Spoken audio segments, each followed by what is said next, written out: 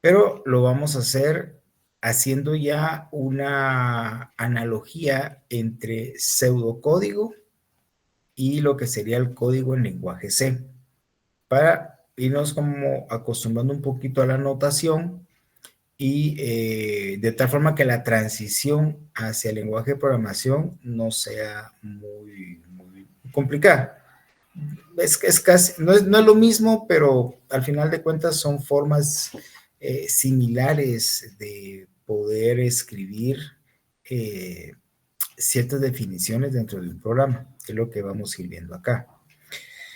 Entonces vamos a entrar un poquito en materia y vamos a ver lo que son las variables. Como podemos entender del nombre, variable es algo que no es fijo, algo que puede variar, algo que no sabemos de antemano qué valores puede tomar. Por ejemplo, si ustedes cuando van a un supermercado y están en la caja, lo primero que les preguntan es cuál es el número de NIT, el número de CUI, y esto pues es capturado por una variable, ¿ya? O sea, hay n cantidad diferentes de números de CUI, por lo tanto, esta estructura va a variar dependiendo de qué valor sea el que se ingrese. Por eso que se llaman variables, porque varían. Eh, Ahora, si nos vamos hacia lo interno del computador, ¿qué es una variable? Pues una variable es una posición en la memoria del computador. Eh, ¿Cuánto espacio va a ocupar dentro de la memoria? Eso va a depender del tamaño del tipo de dato. Ahorita hablemos de tipos de datos, porque también podemos hablar de estructuras de datos, pero todavía no estamos ahí. Hablemos de los tipos de datos. La cantidad en bytes, porque aquí lo vamos a medir en bytes, va a depender de la naturaleza del tipo. Por ejemplo, un carácter nos basta con un byte. Entonces, si yo defino una variable tipo carácter, en la memoria únicamente voy a estar reservando lo que es un byte. Si es un entero, van a ser 2 bytes. Si es un long int, un entero largo, pues van a ser 4 bytes. Y así nos podemos ir hacia arriba dependiendo del tipo de dato.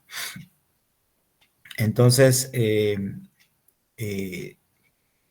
la naturaleza del tipo de dato define cuánto espacio en memoria voy a utilizar. Si es una cadena de caracteres, o sea, que son varios caracteres juntos, pues va a depender de cuántos caracteres sean, porque ya lo dije, un carácter ocupa un byte.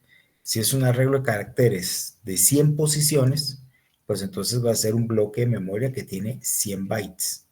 Eso va a ser lo que voy a necesitar para, para almacenar lo que necesite. En este caso, pues una cadena de caracteres que puede llegar, no necesariamente tiene que llegar a una longitud de 100 posiciones. Aquí vuelvo a hacer la advertencia que con el lenguaje C debo ser muy cuidadoso para el manejo de las cadenas de caracteres. El mal uso de estas estructuras provoca una serie de problemas que tal vez lo más complicado es que cuesta detectarlos. Cuesta detectarlos porque el compilador no nos dice nada. O sea, si nos pasamos de las 100 posiciones, en el ejemplo de la regla de 100 posiciones, pues yo voy a poder pasar, me voy a poder escribir. Y en determinado momento el programa va a funcionar bien. Entonces yo puedo ejecutar mi programa varias veces que no va a pasar nada. Y tal vez por ahí hice una modificación, agregué algo, vuelvo a correr y ahí ya no funciona. O pasa algo que me deja la computadora inestable. Entonces, esos errores cuesta detectarlos porque normalmente uno se va hacia lo último que modificó, pensando que eso que se modificó es lo que ocasionó el problema, dado que previamente ya corría bien. Entonces nos estamos ahí perdiendo el tiempo, revisando, corriendo el programa línea por línea y nos vamos a volver locos porque no vamos a encontrar un error ahí. Pero cuando uno empieza a recorrer otra vez el programa desde el inicio, ¿qué es lo que hay que hacer? ¿Ya? O sea, cuando lo que agregamos o lo último que se ha modificado efectivamente está correcto, eso ya nos debe prender una alarma de que alguna inestabilidad causamos en algún momento. Entonces tenemos que ir desde el inicio del programa y empezar a revisar línea por línea qué es lo que está haciendo. Y cuando hacemos ese ejercicio, es cuando ya empezamos a irnos por el camino correcto y en algún punto vamos a encontrar el problema.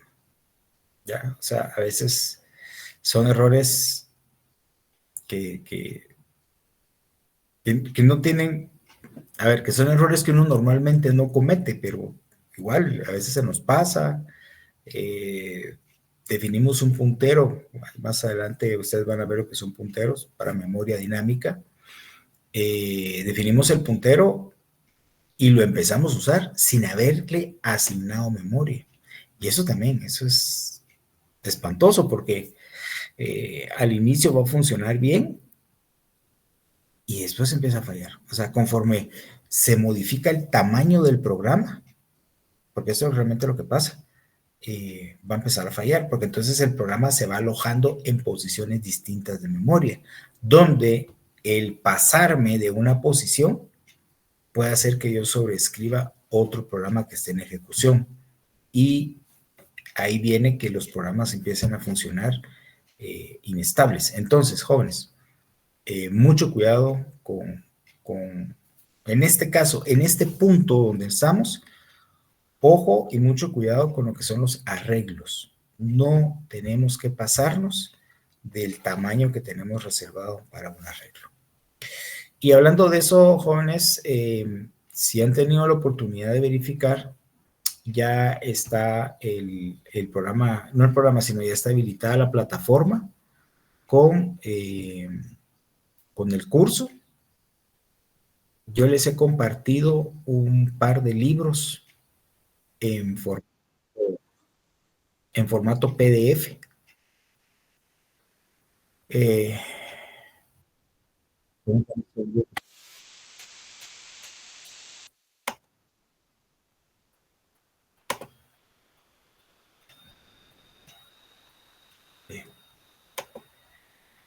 pues les decía que les he compartido un par de libros en formato PDF. El segundo libro que les compartí, ese libro está escrito por Dennis Ritchie y Brian Kernighan. ¿Quién es Dennis Ritchie y Brian Kernighan? Pues ellos son los creadores del lenguaje C. Entonces, todo lo que ustedes necesiten acerca del lenguaje, todo lo que ustedes necesiten conocer acerca del lenguaje, está en este libro. Es, por llamarlo así, es el libro sagrado del lenguaje C. Ahí ustedes van a encontrar absolutamente todo. Entonces, por favor, léanlo, léanlo. Ahí van a encontrar todo lo que ustedes necesitan. Sugiero que, que se basen en los libros en este punto para aprender el lenguaje. Entiendo que las generaciones actuales, su fuente primaria de información son los videos. Son los videos. Y no digo que no puedan servir, no digo que en determinado momento puedan ser útiles, pero creo que la mejor fuente de información es un libro. ¿Por qué? Porque está más explicado, porque se ahonda más en los temas y nos adjuntan ejemplos. Entonces, tenemos la explicación y tenemos el ejemplo, lo cual hace más fácil la comprensión. Entonces, por eso es que yo siempre recomiendo cuando estamos en una fase de aprendizaje que nos basemos en los libros. Si ya hemos reafirmado algunos conceptos, si lo hemos probado, porque esa es una de las grandes ventajas. En el libro está el ejemplo, nosotros podemos tomar el ejemplo y lo podemos trasladar a nuestro compilador y probar y ver qué es lo que pasa. Entonces podemos no solamente probarlo, sino podemos hacer modificaciones al programa que tomamos como ejemplo. Entonces, eso nos permite también irnos introduciendo en el lenguaje. También les adjunté otro libro que se llama Cómo programar en C y C++. El autor es Deitel. También es un muy buen autor. Es un libro que tiene muchos ejemplos. Así que tienen una muy buena bibliografía para que ustedes puedan arrancar. Entonces, por favor, tomen en cuenta la recomendación. Bases en los autores. Les incluí el libro de los creadores del lenguaje, que creo que no hay mejor fuente para aprender que los mismos creadores. Y ya pueden consultarlo. Está en formato PDF. Si ustedes quieren conseguir los libros físicos, pues los pueden conseguir en Amazon, también hay en eBay. Si quieren el libro físico, recomiendo que lo compren usado, dado que creo yo que no le aporta ningún valor adicional que sea nuevo. ¿Ya? Entonces, se pueden ahorrar bastante plata adquiriendo una versión usada. Bien, ¿alguna pregunta hasta acá, jóvenes? Ninguna, licenciado. Perdón, ingeniero. Gracias, Jenson. Ok, avancemos entonces. Muy bien, ¿cómo se declaran las variables? Aquí les muestro dos representaciones de declaración de variables. Del lado izquierdo tenemos la notación algorítmica y del lado derecho es cómo lo haríamos en el lenguaje C. Veamos primero la notación algorítmica. Cuando yo voy a declarar una variable, voy a declarar la cláusula var. Y a continuación de la cláusula var, voy a definir todas las variables que voy a necesitar. En este ejemplo, estoy definiendo una variable nombre, que es una cadena de caracteres. Entonces, el tipo cadena de caracteres, yo lo nombro como cadena. Y entre corchetes, pongo la cantidad de posiciones que va a tener esa cadena. Sí, en este caso, 20 posiciones. A continuación, defino otra variable que es de tipo entero, o sea, es un valor numérico entero que no tiene decimales. Y a continuación, una variable tipo salario, que es de tipo flotante. Eso quiere decir que va a tener decimales. ¿Ok? Adicionalmente, aquí les estoy mostrando cómo se define una constante. Para definir una constante, yo voy a especificar la cláusula const y a continuación de const vendrían todas aquellas que van a ser constantes. En este caso, definí una constante pi, que es igual a 3.141516. Esa constante pi yo no la puedo cambiar. Dentro del programa no la puedo cambiar. ¿Por qué? Porque la definí como constante. ¿Sí? Entonces son valores que no pueden ser alterados. Bien. Vamos ahora del lado derecho. Del lado derecho tengo exactamente lo mismo, solo que en lenguaje C. Entonces, en lenguaje C, yo siempre voy a abrir con una llave izquierda, que es lo primero que ustedes ven ahí, una llave izquierda. Para definir una cadena de caracteres, el tipo es char y se antepone. Nótese que con respecto a la notación algorítmica, aquí primero defino el tipo y después el nombre de la variable. Por lo tanto, aquí es char de carácter y a continuación el nombre de la variable y entre corchete el número de posiciones. Esa parte es muy similar a la definición algorítmica, muy similar.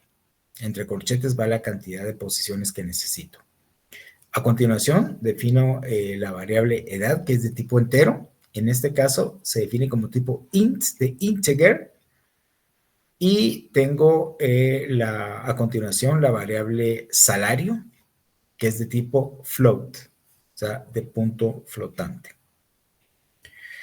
Y finalmente, la forma en que yo defino constantes en C es a través de una directiva que se llama define.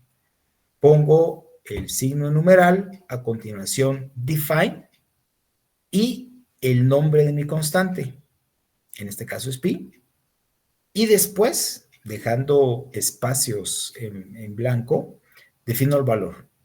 Esto se puede tomar como una constante. Ahora bien, en muchos lenguajes, la constante es un valor que se guarda en memoria.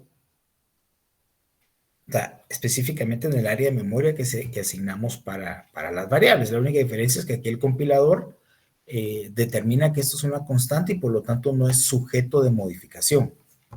Ahora, en el caso de C, que se utiliza una directiva, lo que hace C es que donde encuentre pi en el código fuente, en el momento de la compilación, lo que va a hacer es que lo va a sustituir por el valor que yo especifique acá, que es 3.141516. O sea, esto nunca va a ir a memoria, por lo menos no en la memoria asignada para variables. Sí va a estar dentro de la memoria del código del programa, pero no en la memoria de las variables. Entonces, o sea, lo que se conoce como heap. Entonces, C lo que hace es una sustitución. Donde encuentra pi, ahí va a poner 3.141516. Ahora, ¿qué ganamos con esto? Pues no tener que estar definiendo 3.141516 en todos los lados donde vamos a utilizar un pi. Solamente pongo pi y ya está.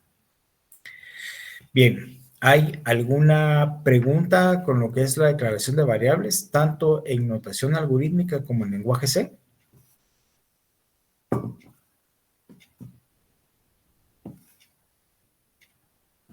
Ninguno, ingeniero. Muy bien, gracias. Muy bien, ¿cómo capturo datos? ¿Cómo ingreso datos a un algoritmo y a un programa? En la notación algorítmica yo voy a ingresar datos con la instrucción leer y entre paréntesis yo voy a poner la variable que va a recibir ese dato que voy a ingresar. Si lo que voy a ingresar es una cadena de caracteres, entonces la variable debe ser de tipo carácter, porque va a recibir cadena de caracteres. Si lo que voy a ingresar es un número, pues entonces la variable tiene que ser tipo entero o debe ser flotante, dependiendo del tipo de número. En este ejemplo acá es una cadena que se llama nombre. Y para mostrar, ¿sí? Para devolver un valor, lo vamos a hacer con la instrucción escribir y entre paréntesis lo que queremos escribir. En este caso, pues si es una cadena de caracteres lo que quiero mostrar, pues mando una variable que sea tipo carácter. Si lo que quiero es mostrar un mensaje, no es necesario que incluya una variable, sino que solamente entre comillas pongo la cadena de caracteres que quiero que se muestre. Ahora, haciendo la analogía en lenguaje C, la forma en que yo capturo valores desde la entrada, por ejemplo, desde teclado, es con la función gets. Gets y entre paréntesis el nombre de la variable que va a recibir la entrada. En lenguaje C, yo no puedo capturar algo diferente a una cadena de caracteres. O sea, yo no puedo capturar un número y que lo reciba como número, sino que lo capturo como cadena de caracteres y después le hago una conversión a un número. ¿Sí? O sea, es solamente caracteres. Para escribir o para devolver algún valor, lo hago con la instrucción printf y entre paréntesis voy a especificar lo que quiero que se imprima. Aquí es un poquito interesante cómo lo maneja C, porque el printf va a tener varios parámetros. El primer parámetro es el que va entre comillas dobles, y ahí voy a especificar el formato en que quiero que se imprima. En el ejemplo que les estoy mostrando acá, ustedes ven que entre comillas hay un porcentaje S. Cuando el compilador detecta que hay un porcentaje S, quiere decir que en esa posición va a imprimir una cadena de caracteres. ¿Sí? Esa, ¿dónde vas? ¿Qué? Más bien, ¿cómo sabe el compilador qué cadena es la que va a imprimir ahí? Es lo que está justo después de la coma, que en este caso es nombre. Si, por ejemplo, yo quisiera imprimir dos cadenas de caracteres, yo tendría porcentaje S, un espacio o una coma o lo que fuera, y otra vez porcentaje S. Entonces, después de que cierro comillas dobles y viene la coma, la primera cadena que venga es lo que va a imprimir de primero y la segunda es lo que va a imprimir después. O sea, siempre va a haber una correspondencia de 1 a 1 entre los porcentajes S y las cadenas que yo especifique para impresión. Entonces, siempre lo que voy a imprimir van a ser caracteres. Si yo quiero imprimir, por ejemplo, un número, digamos un entero, entonces no sería porcentaje S, sería porcentaje de dedo. ¿Ya? Entonces, ahí lo que le estaría diciendo al compilador, que ahí voy a imprimir un entero. Y por lo tanto, el parámetro que debe llevar printf es el de una variable tipo entero. Igual, si quiero imprimir un tipo flotante, voy a poner porcentaje F. Entonces, ahí va un número de punto flotante. Si es un número tipo long, sería porcentaje L. Todas estas directivas que yo les estoy comentando, las van a encontrar ustedes en los libros que yo les he compartido. O sea, ahí van a estar todas. Ahí ustedes pueden revisarlo y documentar todas las opciones que ustedes tienen para imprimir en lenguaje C. ¿Alguna duda al respecto de la notación algorítmica y la notación en lenguaje C?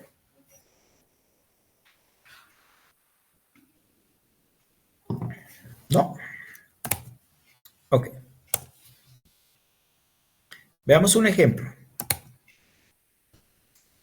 Voy a leer o voy a capturar un número entero. En la notación algorítmica, declaro la variable edad como entero y donde lo voy a capturar ya va a ser dentro del cuerpo del algoritmo. Como ya es dentro del cuerpo del algoritmo, tiene que haber un inicio de algoritmo y un final de algoritmo. ¿Sí? Entonces, en algún punto entre el inicio y el final, yo voy a tener la instrucción leer y entre paréntesis, edad. Ahí estoy capturando un valor, en este caso entero, porque la definí como entera. Ahora, en lenguaje C, yo voy a tener las llaves de inicio, las declaraciones de las variables, aquí voy a definir dos variables. La primera es tipo entero y b-edad, entonces es b-edad, y la segunda variable es b-texto, y va a tener una longitud de 20 posiciones. Bien. La lectura la voy a hacer con la función gets y voy a mandar como parámetro b-texto. Recuérdense que todos los ingresos en C se hacen como cadena de caracteres. Bien, a continuación de la captura de b-texto, ahora lo voy a pasar a un valor entero y se lo voy a asignar a la variable b-edad, b-edad. ¿Cómo voy a pasar de texto a entero? Lo voy a hacer con la función numérica de C, atoy.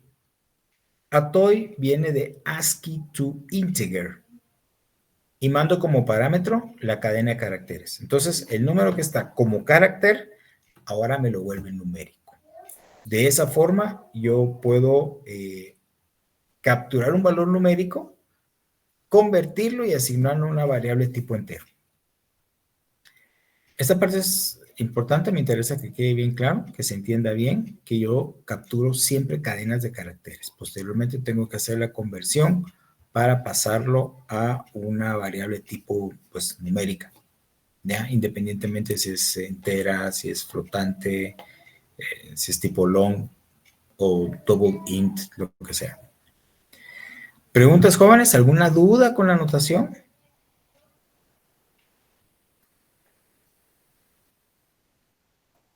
Muy bien, gracias. Ok, ¿cómo funciona la matemática se aprende después de hacer muchos ejercicios y después que uno pues empieza a resolver los ejercicios uno mismo, ¿sí?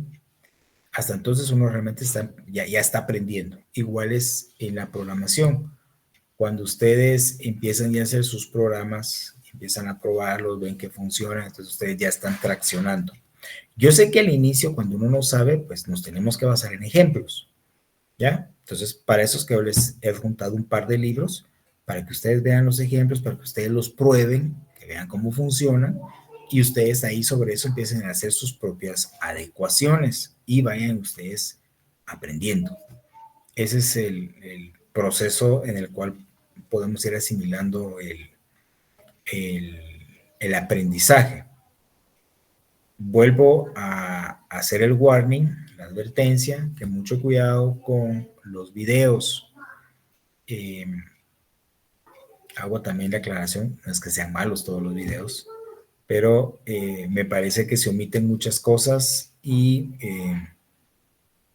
casi siempre he visto que lo que hacen es que copian lo mismo. Y al final, como no se explica cómo se hace todo, se prueba, ok, funciona, pero no sé por qué funcionó. Solo sé que funcionó, pero no sé por qué funcionó. Los libros sí nos dan esa explicación del porqué de las cosas que están sucediendo. Entonces, traten de basarse únicamente en los libros, no solamente en los que yo les di. Hay una infinidad de libros que hay acerca del lenguaje C, acerca de programación, libros de texto donde hay muchos ejemplos, así que fuente de conocimiento hay, así que mi sugerencia es que se vayan por ese camino. Ok, como ustedes saben, en la vida diaria, casi todo está basado en condicionantes, ¿sí? Entonces, igualmente son los problemas computables. Van a haber condicionantes también. Si sucede tal cosa, entonces hacemos esto otro. Si sucede esta otra, nos vamos por aquí. Y si no, nos vamos por allá. O sea, al final es una serie de condicionantes las que tenemos que tomar para resolver la mayoría de problemas. Es muy raro un problema que sea lineal. Cuando digo lineal es que no necesita condicionantes, ¿sí? Por ejemplo, si vamos a calcular el volumen de algo, un volumen de una esfera, de un cono, de cualquier objeto sólido, pues difícilmente vamos a tener que hacer alguna condicionante. Donde ya podríamos empezar a meter una condicionante es donde tuviéramos algún cociente, donde tuviéramos que validar si el denominador no es cero, para no hacer una división entre cero. ¿Ya? Pero normalmente las fórmulas son lineales. Ahora, todo lo demás se involucra condicionantes. Entonces, la sintaxis para la notación algorítmica de las condicionantes sería de la siguiente forma. La cláusula sí y a continuación la condición que va a evaluar. Si esa condición se cumple, entonces va a ejecutar el código que viene después de la cláusula entonces. Si no, donde está la cláusula, si no, viene lo que ejecutaría si no se cumple la condición. ¿Ok? Esa sería la estructura de una condicionante. ¿Sí? La cláusula sí, a continuación la condición que se va a evaluar. Si es verdadero, se ejecuta lo que viene después de la cláusula entonces. Si no se cumple, se ejecuta lo que viene después de la cláusula si no. Y toda cláusula sí debe terminar con un fin sí. Eso me dice dónde está el código asociado a esa condicionante sí. ¿Alguna pregunta con la sintaxis?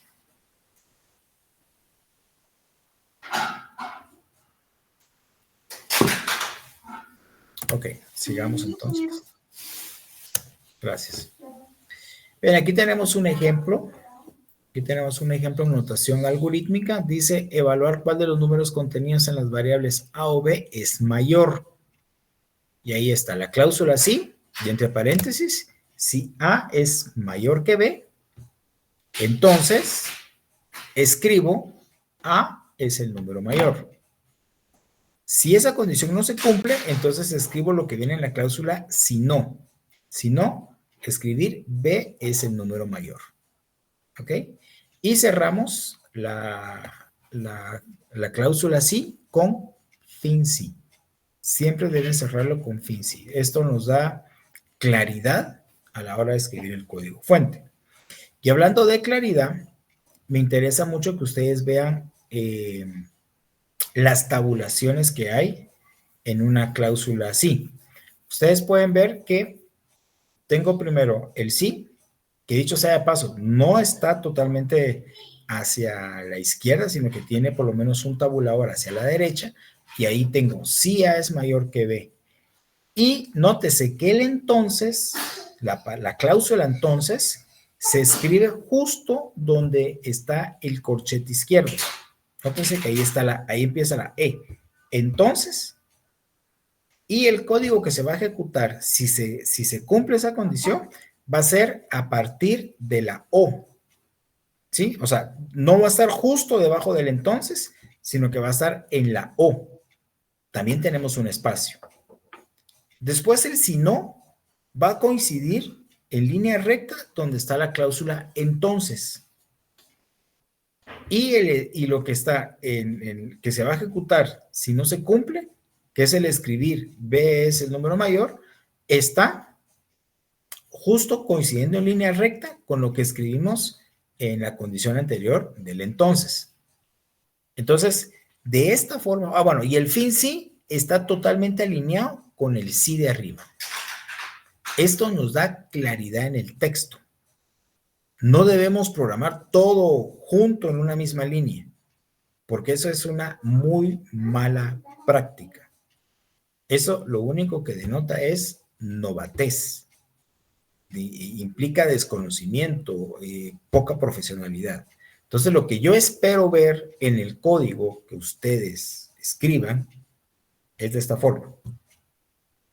De hecho, no quisiera que salieran de este curso y no programando con esta estructura. Esto es lo que se tiene que hacer. ¿Alguna pregunta con la forma correcta de escribir el código?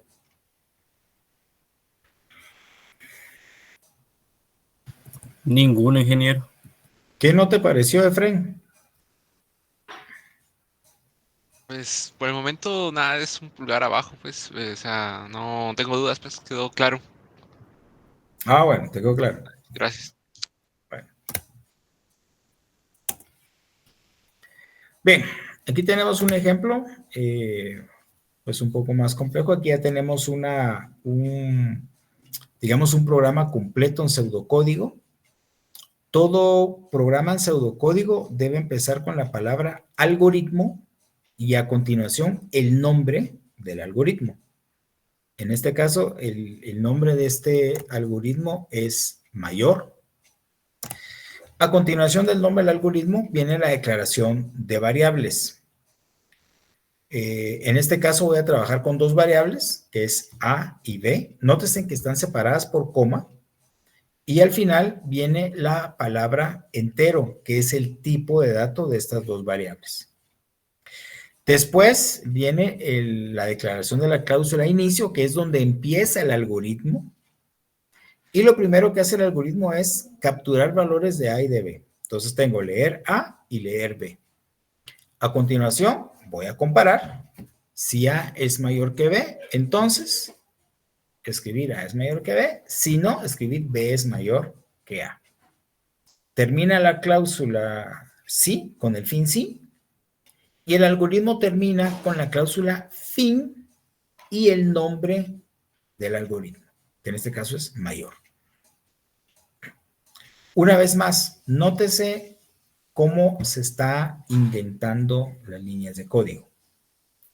Abajo de la palabra bar, yo dejo por lo menos 3 espacios y a continuación escribo ya en la parte de abajo las variables. Empiezo a hacer la declaración de variables. Cuando pongo inicio, el inicio lo pongo exactamente en el mismo nivel donde está la palabra bar, que es donde está también la palabra algoritmo. Pero abajo de inicio yo dejo 3 espacios y a partir de ahí empiezo a escribir todo el código. ¿Sí? Este es el tipo de notación que ustedes deben seguir cuando escriban sus programas. Por favor, no quiero todo indentado a la izquierda, porque eso está pésimo. Eso no debe hacerse así.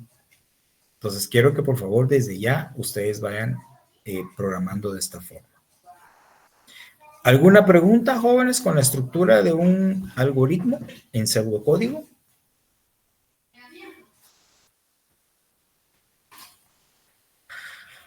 Bien. A ver, ¿cuál sería el punto de partida cuando yo voy a solucionar un problema? Primero, hacer mi diagrama de flujo, que fue lo que vimos la semana pasada, cómo hacer un diagrama de flujo. Ya que mi diagrama de flujo está y sé que funciona, debiera traducirlo a lo que les estoy mostrando acá, que es ya una notación algorítmica y verificar que funcione. Cuando ya lo tengo en notación algorítmica, entonces ya puedo pasar tranquilamente a el lenguaje.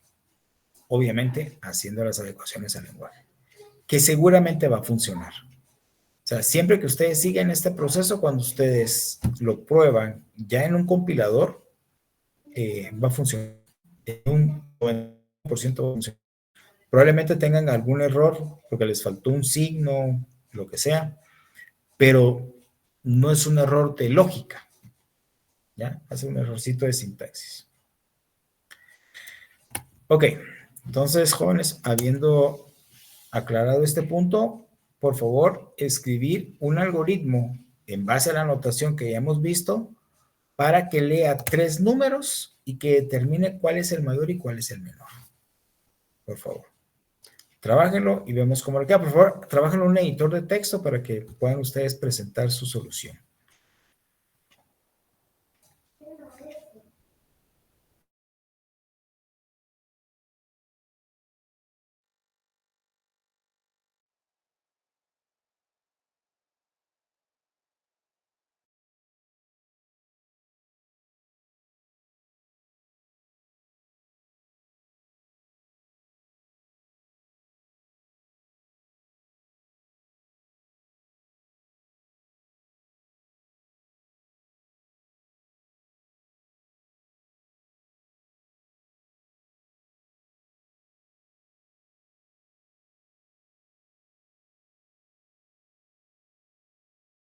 De tal forma que casi que cualquier número va a ser menor que ese número que le asigné. A continuación, leo los 3 números, A, B y C, y después empiezo las comparaciones. Permítame un segundo.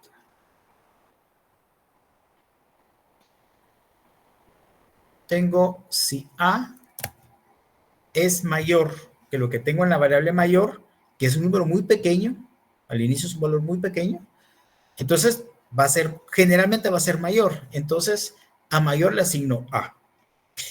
Después, pregunto si A es menor, que es un número también muy grande. Entonces, normalmente va a ser menor que ese valor. Entonces, la lógica me dice que al inicio el mayor y menor va a ser el valor de A.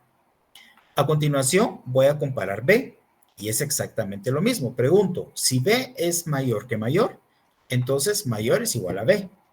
Y después pregunto, si B es menor que menor, entonces menor es igual a B. Y finalmente, para C hago exactamente lo mismo. Pregunto si C es mayor que mayor y si es así, entonces mayor es igual a C. Y después pregunto si C es menor que menor, entonces menor es igual a C. Cuando ya he hecho todas estas comparaciones, esto me quedó corrido. Cuando hago todas estas comparaciones, entonces ya tengo identificado quién es mayor y quién es menor. ¿Sí? ¿Qué pasa si por ahí me ingresan un número que es igual? Pues no pasa nada. No pasa nada. Simplemente lo va a obviar porque ya en algún momento ya lo tomó. Entonces, después que identifico todos los mayores y todos los menores, escribo el valor mayor y escribo el valor menor y termina el algoritmo. Entonces, veamos cómo funciona. Supónganse que A vale 10, B vale, qué sé yo, 5 y C vale 18. ¿Ok? Aquí, pues, el mayor es C y el menor es B. Entonces, vamos con la primera comparación. Pregunto si A es mayor que mayor. ¿Cuánto vale mayor en este momento? Menos 1.000.000. Por lo tanto, 10 es mayor que menos 1.000.000. ¿Cuánto ahora mayor va a valer? 10. Y a continuación pregunto si A es menor que menor. ¿Es 10 menor que 1.000.000? Sí, es menor. Por lo tanto, ahora menor va a valer 10 también. A continuación voy a comparar B. Pregunto, ¿es 5 mayor que 10? No. Por lo tanto, no hace nada. Y después pregunto, ¿es 5 menor que 10? Sí, 5 es menor que 10, por lo tanto, menor va a ser igual a B. O sea, menor ahora vale 5. Ahora voy a comparar C. ¿Es C mayor que lo que tiene mayor en este momento, que es 10? ¿Es 18 mayor que 10? Sí. Por lo tanto, mayor va a ser igual a 18. Y a continuación pregunto, ¿es C menor que menor? O sea, ¿es 18 menor que 5? No. Por lo tanto, no hace nada. Y finalmente va a escribir mayor, que es 18, y menor, que es 5. Y ahí estaría la solución a este problema. Pero, aclaro, es mi solución. No quiere decir que esta sea la única solución posible. Ustedes pueden tener una forma distinta para llegar a la misma solución. ¿Queda claro, jóvenes? Mi solución.